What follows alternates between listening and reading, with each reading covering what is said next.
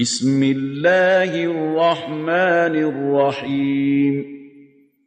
تبارك الذي نزل الفرقان على عبده ليكون للعالمين نذيرا الذي له ملك السماوات والأرض ولم يتخذ ولدا ولم يكن له شريك في الملك وخلق كل شيء فقدره تقديرا واتخذوا من دونه آلهة لا يخلقون شيئا وهم يخلقون ولا يملكون لأنفسهم ضرا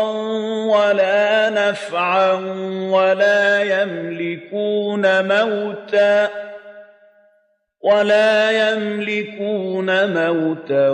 ولا حياة ولا نشورا وقال الذين كفروا إن هذا إلا إفك افتراه وأعانه عليه قوم آخرون فقد جاءوا ظلما وزورا وقالوا أساطير الأولين اكتتبها فهي تملى عليه بكرة وأصيلا قل أنزله الذي يعلم السر في السماوات والأرض إنه كان غفورا رحيما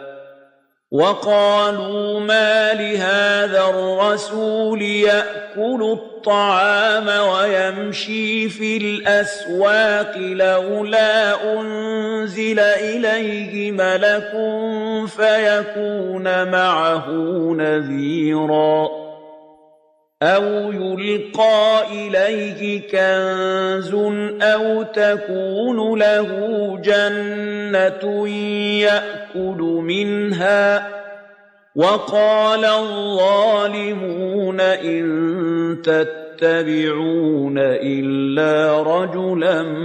مسحورا انظر كيف ضربوا لك الأمثال فضلوا فلا يستطيعون سبيلا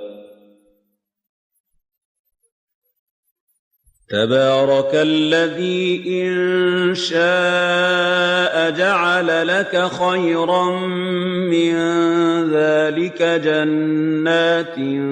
تجري من تحتها الأنهار ويجعل لك قصورا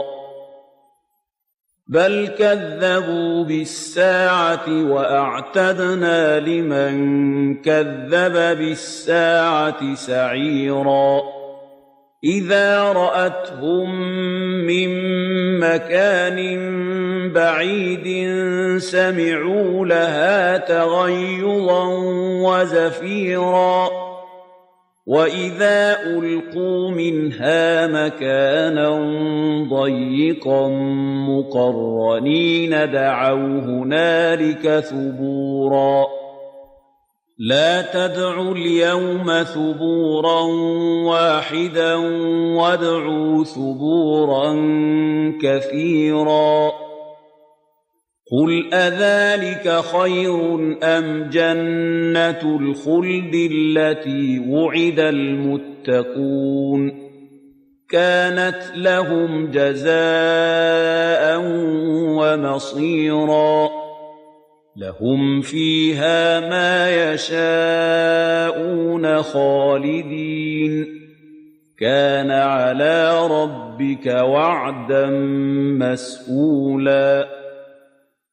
ويوم يحشرهم وما يعبدون من دون الله فيقول أأنتم أضللتم عبادي هؤلاء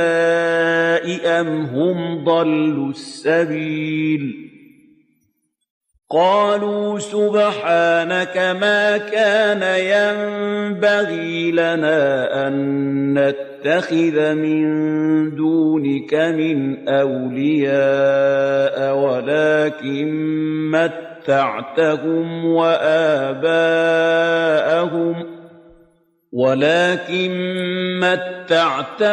وآباءهم حتى نسوا الذكر وكانوا قوما بورا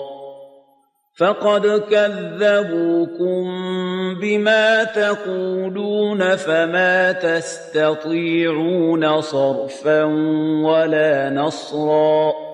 ومن يظلم